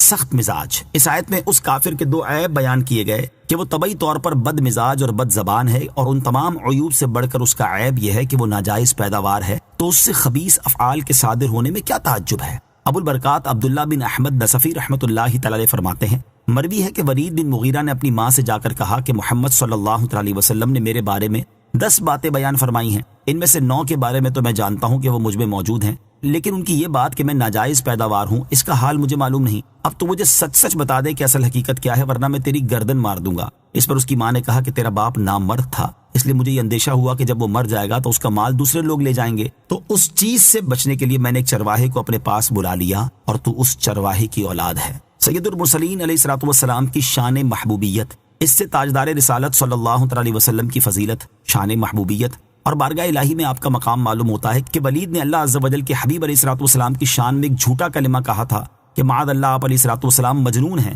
اس کے جواب میں اللہ تعالیٰ نے اس کے 10 وہ عیوب ظاہر فرما دیے جو واقعی اس میں موجود تھے، اور ان میں سے ایک عیب یعنی حرامی ہونا ایسا تھا کہ اس آیت کے نازل ہونے سے ہی معلوم ہوا، ورنہ اب تک اس کے بارے میں سب یہی سمجھتے تھے کہ وہ خاندان قریش سے ہے۔ نوٹ یاد رہے کہ یہاں تک 9 عیب بیان ہوئے، جبکہ 10ویں عیب کا ذکر اگلی آیت میں ہے۔ أَن كَانَ ذَا مَالٍ وَبَنِينَ إِذَا تُتْلَى عَلَيْهِ آيَاتُنَا قَالَ أَسَاطِيرُ الْأَوَّلِينَ۔ ترجمہ، اس بنا پر بات نہ مانو کہ وہ مال اور بیٹوں والا ہے، جب اس پر ہماری آیتیں پڑھی جاتی ہیں تو کہتا ہے کہ اگلوں کی کہانیاں ہیں۔ ان کان ذا مال وبنین، کہ وہ مال اور بیٹوں والا ہے۔ اس آیت کا تعلق اسی سورت کی آیت نمبر 10 سے بھی ہو سکتا ہے۔ اس صورت میں آیت کا معنی یہ ہوگا کہ اے حبیب صلی اللہ تعالیٰ علیہ وسلم، ان عیبوں کے ہونے کے ساتھ آپ اس کافر کی بات نہ مانیں کہ وہ مالدار اور بیٹوں والا ہے۔ اور اس آیت کا تعلق اس کے بعد والی آیت سے بھی ہو سکتا ہے۔ اس صورت میں اس آیت اور اس کے بعد والی آیت کا معنی یہ ہوگا کہ وہ کافر مال اور اولاد والا ہے، تو اسے چاہیے تھا کہ نعمتوں کی وجہ سے اللہ تعالیٰ کا شکر ادا کرتا اور ایمان لاتا، لیکن اس لعین نے شکر کرنے کی بجائے مال اور اولاد کی وجہ سے اللہ تعالیٰ کی آیتوں کا انکار کرنا شروع کر دیا۔ اور جب اس کے سامنے قرآن پاک کی آیتیں پڑھی جاتی ہیں تو وہ کہتا ہے کہ یہ اگلوں کی جھوٹی کہانیاں ہیں۔ اس صورت میں ولید بن مغیرہ کا 10واں عیب بنتا ہے، جبکہ مجموعی طور پر آیت نمبر 8 سے لے کر یہاں تک سید المرسلین علیہ الصلوۃ والسلام کے دشمنوں کے 10 سے زیادہ عیب بیان کیے گئے ہیں۔ سنسمه على الخرطوم، ترجمہ، قریب ہے کہ ہم اس کی سور کسی تھوتنی پر داغ دیں گے۔ سنسمہ علی الخرطوم، قریب ہے کہ ہم اس کی سور کسی تھوتنی پر داغ دیں گے۔ اس آیت میں اس کافر کے لیے وعید بیان کرتے ہوئے ارشاد فرمایا کہ ہم اس کی سور کسی تھوتنی پر داغ کر اس کا چہرہ بگاڑ دیں گے اور اس کی بد باطنی کی علامت اس کے چہرے پر نمودار کر دیں گے تاکہ یہ اس کے لیے عار کا سبب ہو۔ یہ خبر دنیا میں اس طرح پوری ہوئی کہ اللہ تعالیٰ نے اس کے عیوب بیان کر کے اسے ایسا ذلیل و رسوا کیا کہ جس طرح داغ کبھی ختم نہیں ہوتا، اسی طرح اس کی ذلت بھی کبھی ختم نہ ہوئی، اور آخرت میں یہ خبر اس طرح پوری ہوگی کہ جہنم میں داخل کرنے سے پہلے اس کے چہرے کو سیاہ کر دیا جائے گا، یا اللہ تعالیٰ اس کی ناک پر ایسی علامت بنا دے گا جس سے اہل محشر پہچان لیں گے کہ یہی وہ کافر ہے جو دین حق کا انکار کرنے میں اور رسول کریم علیہ الصلوۃ والسلام سے عداوت رکھنے میں پیش تھا۔ انا بلوناهم كما بلونا اصحاب الجنة اذ اقسموا ليصرمنها مصبحين۔ ترجمہ، بے شک ہم نے انہیں جانچا جیسا باغ والوں کو جانچا تھا جب انہوں نے قسم کھائی کہ ضرور صبح ہوتے اس باغ کو کاٹ لیں گے۔ اِنَّا بَلَوْنَاهُمْ كَمَا بَلَوْنَا أَصْحَابَ الْجَنَّةِ،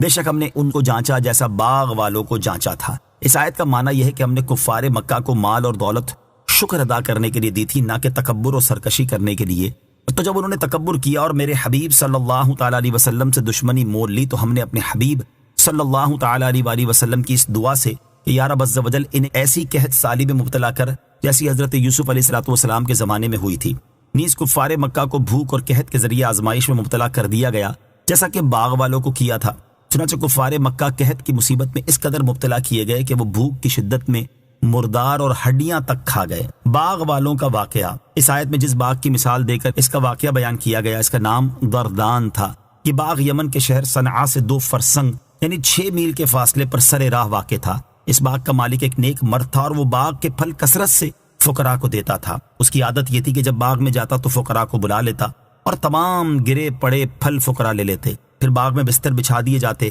اور جب پھل توڑے جاتے تو جتنے پھل بستروں پر گرتے وہ بھی فقراء کو دے دیے جاتے، اور جو خالص اپنا حصہ ہوتا اس سے بھی وہ 10واں حصہ فقراء کو دے دیتا۔ اسی طرح کھیتی کاٹتے وقت بھی اس نے فقراء کے حقوق بہت زیادہ مقرر کیے ہوئے تھے۔ اس کے انتقال کے بعد اس کے 3 بیٹے وارث ہوئے۔ انہوں نے باہم مشورہ کیا کہ مال قلیل ہے اور کنبہ بہت زیادہ ہے، اس لیے اگر والد کی طرح ہم بھی خیرات جاری رکھیں تو تنگ دست ہو جائیں گے۔ اس پر انہوں نے آپس میں مل کر قسمیں کھائیں کہ صبح سویرے لوگوں کے اٹھنے سے پہلے ہی باغ میں چل کر پھل توڑ لیں گے تاکہ مسکینوں کو خبر نہ ہو۔ ولا يستثنون فطاف عليها طائف من ربك وهم نائمون فأصبحت كالصريم فتنادوا مصبحين أن اغدوا على حرثكم إن كنتم صارمين فانطلقوا وهم يتخافتون ألا يدخلنها اليوم عليكم مسكين وغدوا على حرد قادرين فلما رأوها قالوا إنا لضالون بل نحن محرومون قال أوسطهم ألم أقل لكم لولا تسبحون قالوا سبحان ربنا إنا كنا ظالمين فأقبل بعضهم على بعض يتلاومون قالوا يا ويلنا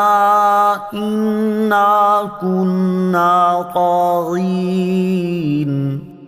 عسى ربنا أن يبدلنا خيرا منها إنا إلى ربنا راغبون۔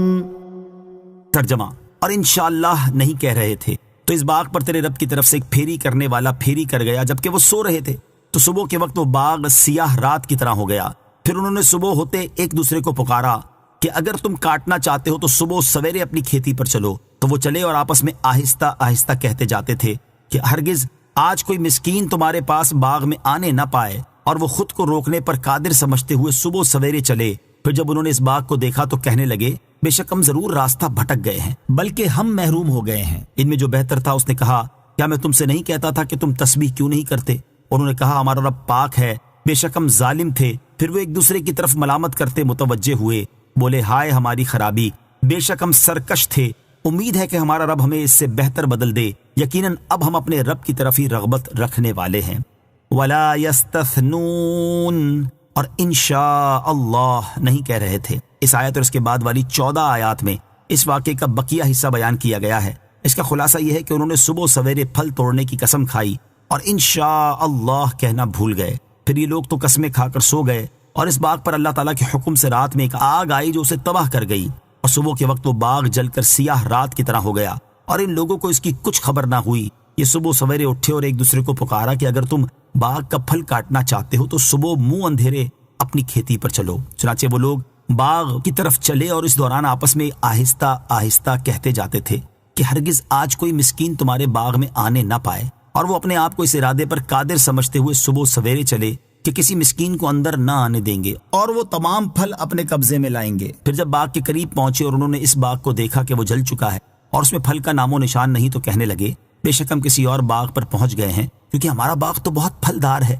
پھر جب غور کیا اور اس کے در و دیوار کو دیکھا اور پہچان لیا کہ یہ اپنا ہی باغ ہے، تو کہنے لگے ہم راستہ نہیں بھولے بلکہ حقدار مسکینوں کو روکنے کی نیت کر کے ہم خود اس کے پھل سے محروم ہو گئے ہیں۔ ان میں سے جو عقل مند تھا اس نے کہا کیا میں تم سے نہیں کہتا تھا کہ تم اللہ تعالیٰ کی تسبیح کیوں نہیں کرتے اور اس برے ارادے سے توبہ کیوں نہیں کرتے اور اللہ تعالیٰ کی نعمت کا شکر کیوں نہیں بجا لاتے؟ اس پر سب نے کہا ہمارا رب عز و جل پاک ہے، بے شک ہم ظالم تھے۔ اور اس وقت وہ ملامت کرتے ہوئے ایک دوسرے کی طرف متوجہ ہوئے، اور آخر کار ان سب نے اعتراف کیا کہ ہم سے خطا ہوئی اور ہم حد سے تجاوز کر گئے۔ وہ کہنے لگے ہائے ہماری خرابی، بے شک ہم سرکش تھے کہ ہم نے اللہ تعالیٰ کی نعمت کا شکر نہ کیا اور اپنے باپ دادا کے نیک طریقے کو چھوڑ دیا۔ امید ہے کہ ہمارا رب عز و جل ہمیں اس سے بہتر بدل دے۔ اب ہم اپنے رب عز و جل کی طرف ہی رغبت رکھنے والے ہیں اور اس کے عفو و کرم کی امید رکھتے ہیں۔ ان لوگوں نے سچے دل سے اور اخلاص کے ساتھ توبہ کی تو اللہ تعالیٰ نے انہیں اس کے بدلے اس سے بہتر باغ عطا فرمایا جس کا نام باغ حیوان تھا، اور اس میں کثیر پیداوار ہوئی۔ كذلك العذاب ولعذاب الآخرة أكبر لو كانوا يعلمون۔ ترجمہ، سزا ایسی ہی ہوتی ہے اور بے شک آخرت کی سزا سب سے بڑی ہے، کیا ہی اچھا ہوتا اگر لوگ جانتے۔ كذلك العذاب، سزا ایسی ہی ہوتی ہے۔ اس آیت میں اللہ تعالیٰ نے کفار مکہ کو اپنے عذاب سے ڈراتے ہوئے فرمایا کہ اے کفار مکہ، جس طرح ہم نے باغ والوں کے ساتھ کیا، اس طرح جو ہماری حدوں سے تجاوز کرے اور ہمارے حکم کی مخالفت کرے اس کے لیے بھی ہماری سزا ایسی ہی ہوتی ہے۔ لہٰذا ہوش میں آؤ اور اپنا انجام خود سوچ لو کہ یہ تو دنیا کی سزا ہے اور بے شک آخرت کی سزا سب سے بڑی ہے۔ کیا ہی اچھا ہوتا اگر لوگ آخرت کے عذاب کو جانتے اور اس سے بچنے کے لیے اللہ تعالیٰ اور اس کے رسول صلی اللہ تعالیٰ علیہ وآلہ وسلم کی فرما برداری کرتے۔ ان للمتقین عند ربهم جنات النعیم افنجعل المسلمین کالمجرمین ما لکم کیف تحکمون۔ ترجمہ، بے شک ڈر والوں کے لیے ان کے رب کے پاس چین کے باغ ہیں، تو کیا ہم مسلمانوں کو مجرموں جیسا کر دیں؟ تمہیں کیا ہوا، کیسا حکم لگاتے ہو؟ ان للمتقین، بے شک ڈر والوں کے لیے۔ ارشاد فرمایا کہ کفر اور گناہوں سے بچنے والوں کے لیے آخرت میں ان کے رب عز و جل کے پاس ایسے باغ ہیں جن میں صرف نعمتیں ہی ہیں، اور وہ دنیا کی نعمتوں کی طرح بد مزہ اور زائل ہونے کے خوف سے پاک ہیں۔ افنجعل المسلمین کالمجرمین، تو کیا ہم مسلمانوں کو مجرموں جیسا کر دیں؟ شان نزول، جب اس سے پہلے والی آیت نازل ہوئی تو مشرکین نے مسلمانوں سے کہا کہ جس طرح ہمیں دنیا میں آسائش حاصل ہے، اس طرح اگر ہم مرنے کے بعد پھر اٹھائے بھی گئے تو آخرت میں بھی ہم تم سے اچھے رہیں گے اور ہمارا ہی درجہ بلند ہوگا۔ اس پر یہ آیات نازل ہوئیں، اور اس آیت اور اس کے بعد والی آیت میں اللہ تعالیٰ نے ارشاد فرمایا، کیا ہم نجات حاصل ہونے اور درجات ملنے کے معاملے میں مسلمانوں کو کافروں جیسا کر دیں گے اور ان مخلص فرما برداروں کو ان سرکش باغیوں پر فضیلت نہ دیں گے؟ ہمارے بارے میں ایسا فاسد گمان رکھتے ہو؟ تمہیں کیا ہوا اور تم اپنی جہالت کی وجہ سے کیسا حکم لگا رہے ہو؟ تمہاری حالت سے تو ایسا لگ رہا ہے جیسے جزا کا معاملہ تمہارے سپرد ہے اور تم اس میں جو چاہے فیصلہ کرو۔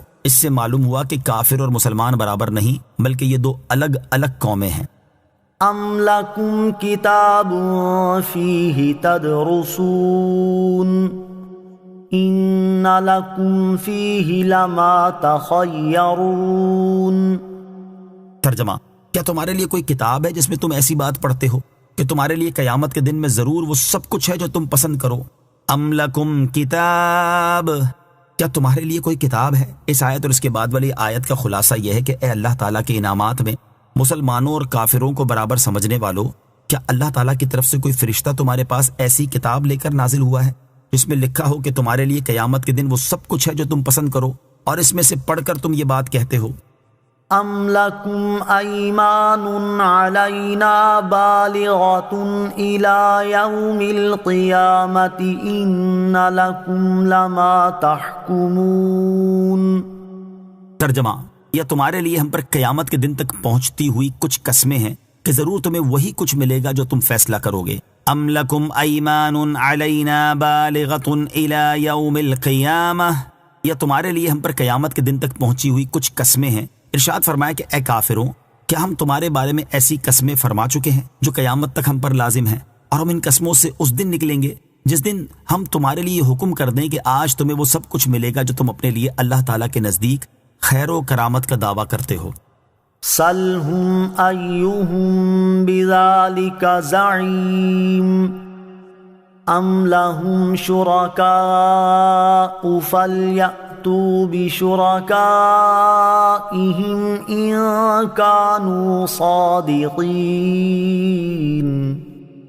ترجمہ، تم ان سے پوچھو کہ ان میں کون اس کا ضامن ہے، یا ان کے لیے کچھ شریک ہیں تو وہ اپنے شریکوں کو لے آئیں اگر سچے ہیں۔ سلہم، تم ان سے پوچھو۔ اس آیت اور اس کے بعد والی آیت کا خلاصہ یہ ہے کہ اللہ تعالیٰ نے اپنے حبیب علیہ الصلوۃ والسلام کو خطاب کرتے ہوئے ارشاد فرمایا کہ اے پیارے حبیب صلی اللہ تعالیٰ علیہ وآلہ وسلم، آپ ان کفار سے پوچھیں کہ ان میں سے کون اس بات کا ضامن ہے کہ آخرت میں انہیں مسلمانوں سے بہتر یا ان کے برابر ملے گا، یا ان کے پاس کچھ شریک ہیں جو اس دعوے میں ان کی موافقت کر رہے ہیں اور وہ ان کے ذمہ دار بنے ہیں۔ اگر وہ اپنے دعوے میں سچے ہیں تو اپنے ان شریکوں کو لے آئیں۔ حقیقت یہ ہے کہ وہ خود بھی سمجھتے ہیں کہ وہ باطل پر ہیں، نہ ان کے پاس کوئی ایسی کتاب ہے جس میں یہ مذکور ہو جو وہ کہتے ہیں، نہ ان کے بارے میں اللہ تعالیٰ کا کوئی عہد ہے، نہ ان کا کوئی ضامن، اور نہ ہی کوئی ان سے موافقت کرتا ہے۔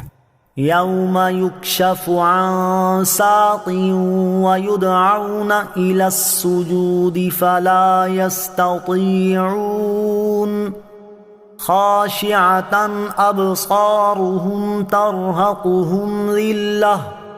وقد كانوا يدعون إلى السجود وهم سالمون۔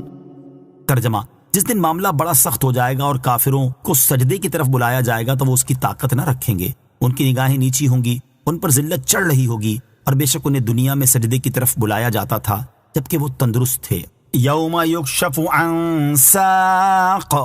جس دن معاملہ بڑا سخت ہو جائے گا۔ اس آیت اور اس کے بعد والی آیت کا خلاصہ یہ ہے کہ مشرکین اپنے شریکوں کو اس دن لے آئیں جس دن ایک ساق کھولی جائے گی تاکہ وہ انہیں فائدہ پہنچائیں اور ان کی سفارش کریں، اور قیامت کے دن کفار و منافقین کو ان کے ایمان کے امتحان اور دنیا میں سجدہ ریز نہ ہونے پر ڈانٹ ڈپٹ کے طور پر سجدے کی طرف بلایا جائے گا تو وہ سجدہ نہ کر سکیں گے، کیونکہ ان کی پشتیں تانبے کے تختے کی طرح سخت ہو جائیں گی، اور اس وقت ان کا حال یہ ہوگا کہ دنیا میں ایمان قبول نہ کرنے اور سجدوں کو ترک کرنے پر شرم و ندامت سے ان کی نگاہیں نیچی ہوں گی، ان کے چہرے سیاہ ہو جائیں گے اور ان پر ذلت چڑھ رہی ہوگی، حالانکہ انہیں رسولوں کی مقدس زبانوں سے دنیا میں سجدے کی طرف بلایا جاتا تھا، اور اذانوں اور تکبیروں میں حی علی الصلاح، حی علی الفلاح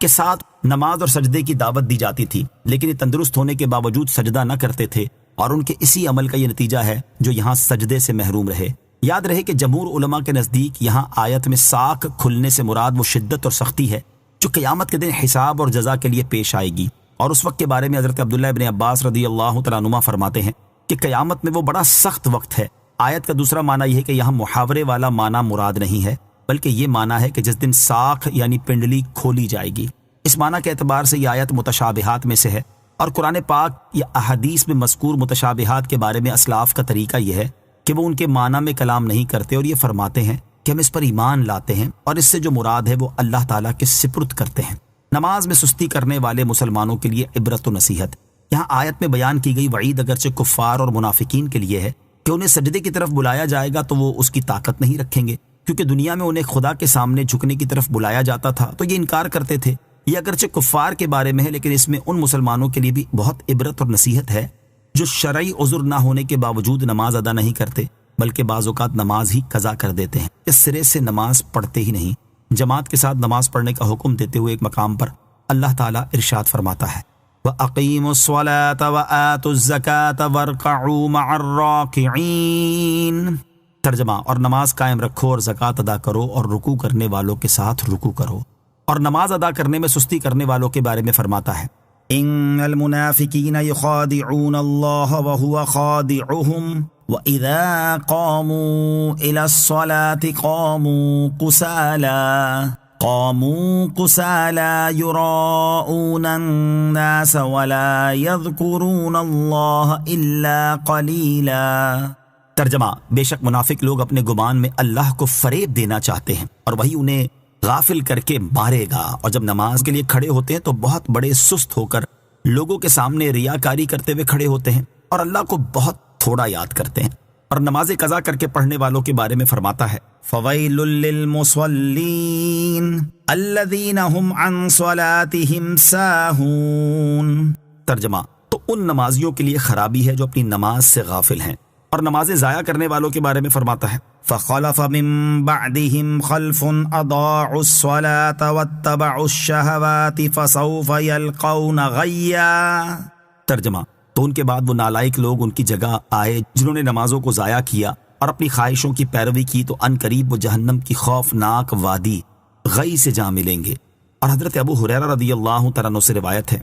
نبی اکرم صلی اللہ تعالیٰ علیہ وسلم نے ارشاد فرمایا منافقین پر سب سے زیادہ گراں نماز عشاء اور فجر ہے، اور اگر وہ جانتے کہ اس میں کیا ہے تو گھسٹتے ہوئے آتے۔ اور بے شک میں نے ارادہ کیا کہ نماز قائم کرنے کا حکم دوں، پھر کسی کو حکم فرماؤں کہ لوگوں کو نماز پڑھائے، اور میں اپنے ہمراہ کچھ لوگوں کو جن کے پاس لکڑیوں کے گٹھے ہوں ان کے پاس لے کر جاؤں جو نماز میں حاضر نہیں ہوتے، اور ان کے گھر ان پر آگ سے جلا دوں۔ اور حضرت عمر فاروق رضی اللہ تعالیٰ عنہ سے روایت ہے ایک شخص نے عرض کی یا رسول اللہ صلی اللہ تعالیٰ علیہ وسلم، اسلام میں سب سے زیادہ اللہ تعالیٰ کے نزدیک محبوب کیا چیز ہے؟ ارشاد فرمایا وقت میں نماز پڑھنا، اور جس نے نماز چھوڑی اس کا کوئی دین نہیں، نماز دین کا ستون ہے۔ اور حضرت ابو سعید رضی اللہ تعالیٰ عنہ سے روایت ہے رسول اللہ صلی اللہ تعالیٰ علیہ وسلم نے ارشاد فرمایا جس نے قصدن نماز چھوڑی تو اس کا نام جہنم کے اس دروازے پر لکھ دیا جاتا ہے جس سے وہ جہنم میں داخل ہوگا۔ اور حضرت انس رضی اللہ تعالیٰ عنہ سے روایت ہے حضور اقدس صلی اللہ تعالیٰ علیہ وسلم نے ارشاد فرمایا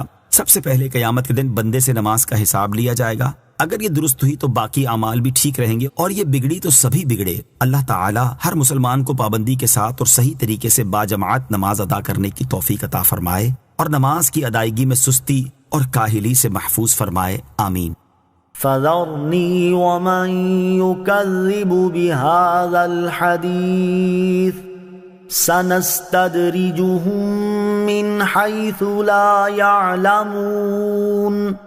ترجمہ، تو جو اس بات کو جھٹلاتا ہے اسے مجھ پر چھوڑ دو، ان قریب ہم انہیں آہستہ آہستہ وہاں سے لے جائیں گے جہاں سے انہیں خبر بھی نہ ہوگی۔ فَذَرْنِي وَمَن يُكَذِّبُ بِهَذَا الْحَدِيثِ، تو جو اس بات کو جھٹلاتا ہے اسے مجھ پر چھوڑ دو۔ اس سے پہلی آیت میں اللہ تعالیٰ نے کفار کو قیامت کے دن کی ہولناکی کا خوف دلایا، اور اب انہیں ڈر سنانے میں اضافہ کرتے ہوئے اپنے عذاب سے ڈرایا، اور اپنے حبیب صلی اللہ تعالیٰ علیہ وسلم کو تسلی دیتے ہوئے ارشاد فرمایا کہ اے پیارے حبیب صلی اللہ تعالیٰ علیہ وسلم، جب آخرت میں کفار کا حال یہ ہوگا تو جو اس قرآن مجید کو جھٹلاتا ہے اس کے معاملے کو مجھ پر چھوڑ دیں، میں اسے سزا دوں گا، اور آپ اس کے معاملے میں اپنے دل کو رنجیدہ نہ کریں۔ قریب ہے کہ ہم کفار کو آہستہ آہستہ اپنے عذاب کی طرف وہاں سے لے جائیں گے جہاں سے انہیں خبر بھی نہ ہوگی کہ گناہوں اور نافرمانیوں کے باوجود انہیں صحت اور رزق سب کچھ ملتا رہے گا، اور وہ اللہ تعالیٰ کے رزق کو گناہوں میں زیادتی کا ذریعہ بنا لیں گے، اور ہم انہیں استغفار اور توبہ کرنا بھلا دیں گے، یوں رفتہ رفتہ عذاب ان کے قریب ہوتا جائے گا۔ نافرمانیوں کے باوجود نعمتیں ملنا اللہ تعالیٰ کی خفیہ تدبیر بھی ہو سکتی ہے۔ اس سے معلوم ہوا کہ نافرمانیوں کے باوجود دنیا کی نعمتیں ملتی رہنا بلکہ ان میں مزید اضافہ ہونا اللہ تعالیٰ کے فضل کی بجائے اس کی کوئی خفیہ تدبیر بھی ہو سکتی ہے۔ ایک اور مقام پر اللہ تعالیٰ ارشاد فرماتا ہے فَلَمَّا نَسُوا مَا ذُكِّرُوا بِهِ فَتَحْنَا عَلَيْهِمْ أَبْوَابَ كُلِّ شَيْءٍ حَتَّى إِذَا فَرِحُوا بِمَا أُوتُوا أَخَذْنَاهُمْ بَغْتَةً فَإِذَا هُمْ مُبْلِسُونَ۔ ترجمہ، پھر جب انہوں نے ان نصیحتوں کو بھلا دیا جو انہیں کی گئی تھی تو ہم نے ان پر ہر چیز کے دروازے کھول دیے، یہاں تک کہ جب وہ اس پر خوش ہو گئے جو انہیں دی گئی تو ہم نے اچانک انہیں پکڑ لیا، بس اب وہ مایوس ہیں۔ اور حضرت عقبہ بن عامر رضی اللہ تعالی عنہ سے روایت ہے، حضور اقدس صلی اللہ تعالی علیہ وآلہ وسلم نے ارشاد فرمایا، جب تم یہ دیکھو کہ بندے کے گناہوں پر قائم ہونے کے باوجود اللہ تعالیٰ اسے اس کی پسند کی دنیاوی نعمتیں عطا کر رہا ہے تو جان لو کہ اس کے حق میں اللہ تعالیٰ کی طرف سے استدراج یعنی خفیہ تدبیر ہے۔ لہٰذا ہر مسلمان کو چاہیے کہ اسے جب بھی کوئی نعمت ملے تو اس پر اللہ تعالیٰ کا شکر ادا کرے، اور اگر اس سے کوئی گناہ سرزد ہو جائے تو توبہ و استغفار کرنے میں دیر نہ کرے۔ وَأُمْلِي لَهُمْ إِنَّ كَيْدِي مَتِينٌ۔ ترجمہ، اور میں انہیں ڈھیل دوں گا، بے شک میری خفیہ تدبیر بہت پکی ہے۔ وَأُمْلِي لَهُمْ، اور میں انہیں ڈھیل دوں گا۔ اس آیت کی ایک تفسیر یہ ہے کہ میں ان کفار کو ان کی موت آنے تک ڈھیل دوں گا، اس لیے انہیں جلد سزا نہیں دوں گا، بے شک میرا عذاب بہت سخت ہے۔ دوسری تفسیر یہ ہے کہ میں ان کفار کو لمبی عمر عطا کر کے اور ان کی موت میں تاخیر کر کے انہیں ڈھیل دوں گا تاکہ وہ اور گناہ کر لیں، لیکن وہ لوگ سمجھ رہے ہوں گے کہ ان کی عمر لمبی ہونا ان کے حق میں بہتر ہے۔ بے شک میری خفیہ تدبیر بہت پکی ہے۔ کافروں کو لمبی عمر ملنے کی حقیقت اور مسلمانوں کے لیے نصیحت۔ کافروں کو لمبی عمر ملنے اور مہلت دیے جانے کے بارے میں ایک اور مقام پر اللہ تعالیٰ ارشاد فرماتا ہے وَلَا يَحْسَبَنَّ الَّذِينَ كَفَرُوا أَنَّمَا نُمْلِي لَهُمْ خَيْرٌ لِأَنفُسِهِمْ إِنَّمَا نُمْلِي لَهُمْ لِيَزْدَادُوا إِثْمًا وَلَهُمْ عَذَابٌ مُهِينٌ۔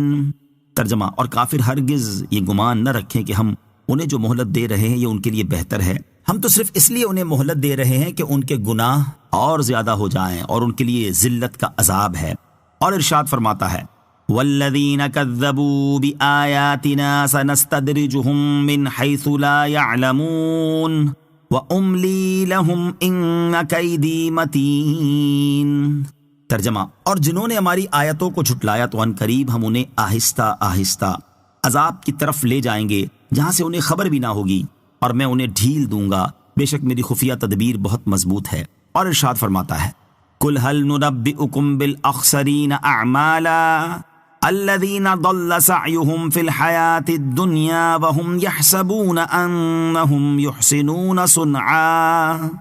ترجمہ، تم فرماؤ کیا ہم تمہیں بتا دیں کہ سب سے زیادہ ناقص عمل والے کون ہیں؟ وہ لوگ جن کی ساری کوشش دنیا کی زندگی میں برباد ہو گئی، حالانکہ وہ یہ گمان کر رہے ہیں کہ وہ اچھا کام کر رہے ہیں۔ ان آیات کو سامنے رکھتے ہوئے ہر مسلمان کو چاہیے کہ وہ اللہ تعالیٰ کی خفیہ تدبیر سے ڈرتا رہے، گناہوں پر اللہ تعالیٰ کی گرفت، اپنے نیک اعمال ضائع ہو جانے اور برا خاتمہ ہونے پر خوف زدہ رہے۔ اللہ تعالیٰ اپنی خفیہ تدبیر سے متعلق ارشاد فرماتا ہے أَفَأَمِنَ أَهْلُ الْقُرَىٰ أَن يَأْتِيَهُمْ بَأْسُنَا بَيَاتًا وَهُمْ نَائِمُونَ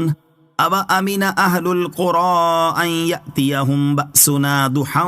وَهُمْ يَلْعَبُونَ أَفَأَمِنُوا مَكْرَ اللَّهِ فَلَا يَأْمَنُ مَكْرَ اللَّهِ إِلَّا الْقَوْمُ الْخَاسِرُونَ۔ کیا بستیوں والے اس بات سے بے خوف ہو گئے کہ ان پر ہمارا عذاب رات کو آئے جب وہ سو رہے ہوں؟ کیا بستیوں والے اس بات سے بے خوف ہیں کہ ان پر ہمارا عذاب دن کے وقت آ جائے جب وہ کھیل میں پڑے ہوئے ہوں؟ کیا وہ اللہ کی خفیہ تدبیر سے بے خوف ہیں؟ تو اللہ کی خفیہ تدبیر سے صرف تباہ ہونے والے لوگ ہی بے خوف ہوتے ہیں۔ اور حضرت بلال بن سعید رحمۃ اللہ تعالی فرماتے ہیں اے لوگو، اللہ تعالیٰ سے حیا کیا کرو، اللہ تعالیٰ سے ڈرتے رہا کرو، اللہ تعالیٰ کی خفیہ تدبیر سے بے خوف نہ ہو جاؤ اور اللہ تعالیٰ کی رحمت سے مایوس نہ ہو جاؤ۔ اور امام بیہقی رحمۃ اللہ تعالی فرماتے ہیں بندے کو اللہ تعالیٰ سے اس قدر خوف زدہ نہیں ہو جانا چاہیے کہ وہ اللہ تعالیٰ کی رحمت سے ہی مایوس ہو جائے، اور بندے کو اللہ تعالیٰ سے اتنی امید بھی نہیں لگا لینی چاہیے کہ وہ اللہ تعالیٰ کی خفیہ تدبیر سے ہی بے خوف ہو جائے یا اللہ تعالیٰ کی نافرمانی کرنے پر بے باک ہو جائے۔ صحابہ کرام علیہ رضوان جیسے عظیم حضرات اللہ کریم کی خفیہ تدبیر سے بہت خوف زدہ رہا کرتے تھے۔ چنانچہ حضرت انس بن مالک رضی اللہ تعالیٰ عنہ فرماتے ہیں میں نے ایک مرتبہ امیر المومنین حضرت عمر فاروق رضی اللہ تعالیٰ عنہ کو سنا کہ وہ اپنے آپ کو مخاطب کر کے فرما رہے تھے واہ واہ اے عمر بن خطاب تو مسلمانوں کا امیر بن چکا ہے، خدا کی قسم تم اللہ تعالیٰ سے ڈرتے رہو ورنہ وہ تمہیں اپنے عذاب میں مبتلا کر دے گا۔ جب بارگاہ رسالت صلی اللہ تعالیٰ علیہ وسلم سے جنت کا پروانہ حاصل کر لینے والے قطعی جنتی حضرت عمر فاروق رضی اللہ تعالیٰ عنہ کا اللہ تعالیٰ کی خفیہ تدبیر سے ڈرنے کے معاملے میں یہ حال ہے تو ہم جیسے لوگوں کو خود ہی غور کر لینا چاہیے کہ ہمیں اللہ تعالیٰ کی خفیہ تدبیر سے کس قدر ڈرنا چاہیے۔ حضرت بشر حافی رحمۃ اللہ تعالی فرماتے تھے ہم نے لوگوں کو اس طرح پایا کہ ان کے اچھے اعمال پہاڑوں کی طرح ہیں لیکن اس کے باوجود وہ دھوکے میں نہیں ہیں، اور تم لوگوں کے پاس کوئی عمل نہیں اور تم دھوکے میں مبتلا ہو۔ اللہ کی قسم ہماری باتیں زاہدوں کی باتیں جیسی ہیں اور ہمارے اعمال متکبرین اور منافقین کے اعمال جیسے ہیں۔ اللہ تعالی ہمیں اپنی خفیہ تدبیر سے ہر دم خوف زدہ رہنے کی توفیق عطا فرمائے، آمین۔ ام تسألهم اجرا فهم من مغرم مثقلون۔ ترجمہ، یا کیا تم ان سے اجرت مانگتے ہو کہ وہ تاوان کے بوجھ میں دبے ہوئے ہیں؟ ام تسألهم اجرا،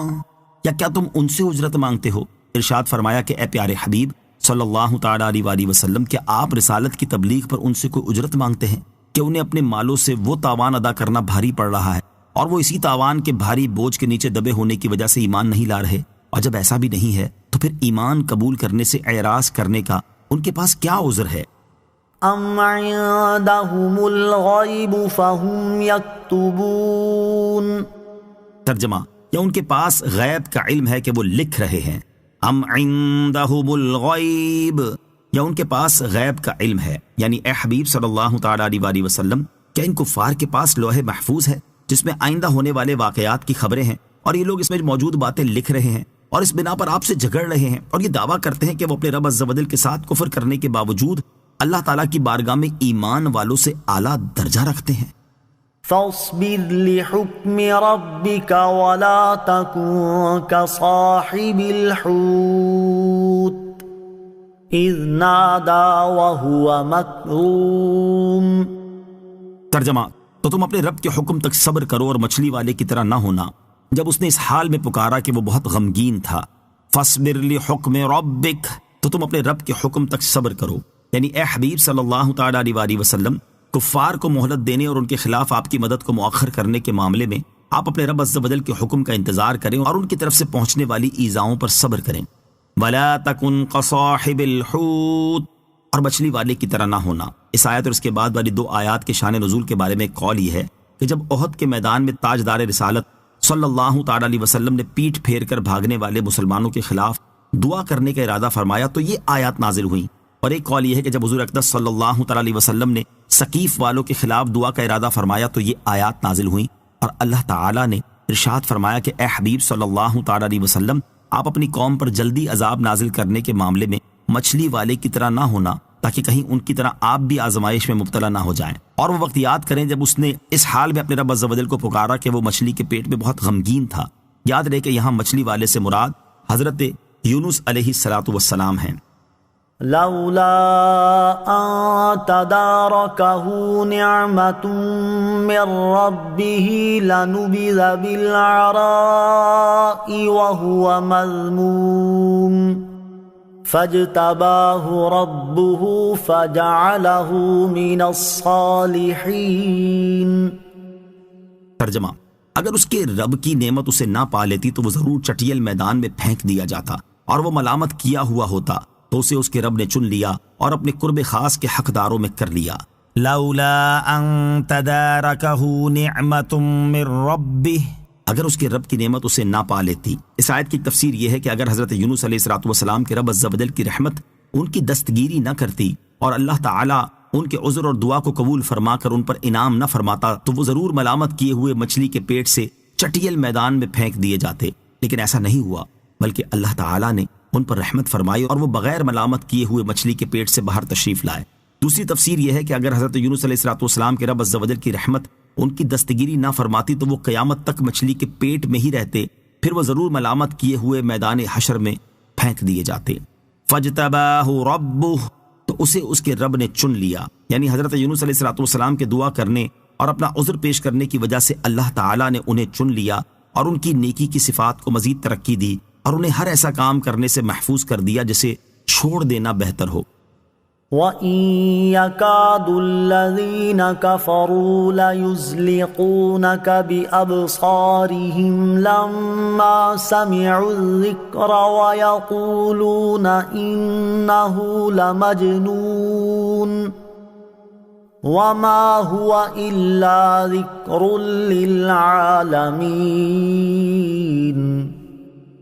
ترجمہ: اور بے شک کافر جب قرآن سنتے ہیں تو ایسے معلوم ہوتا ہے کہ گویا اپنی آنکھوں سے نظر لگا کر تمہیں ضرور گرا دیں گے، اور وہ کہتے ہیں یہ ضرور عقل سے دور ہیں، حالانکہ وہ تو تمام جہانوں کے لیے نصیحت ہی ہیں۔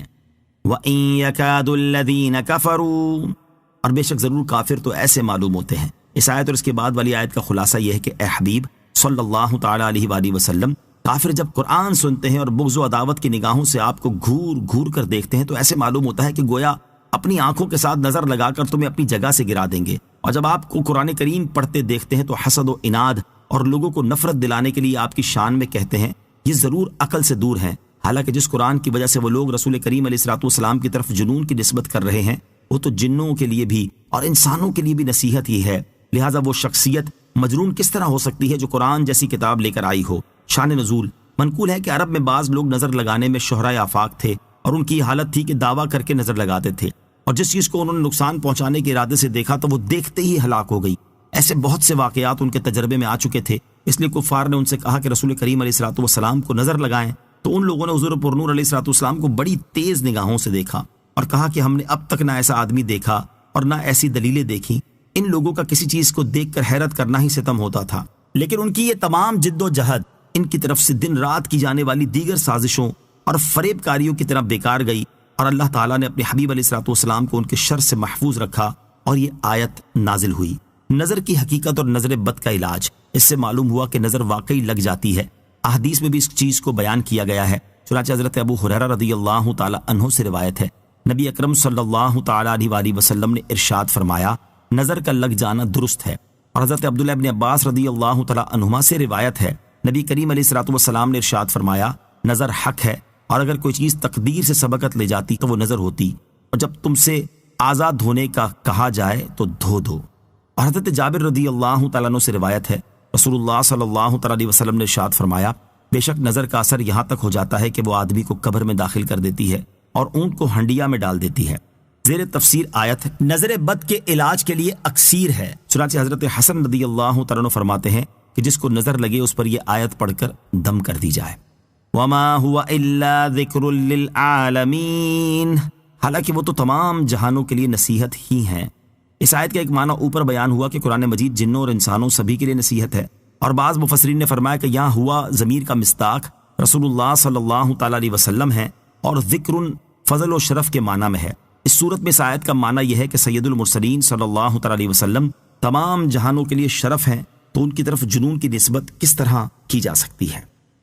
آمنت باللہ صدق اللہ العظیم۔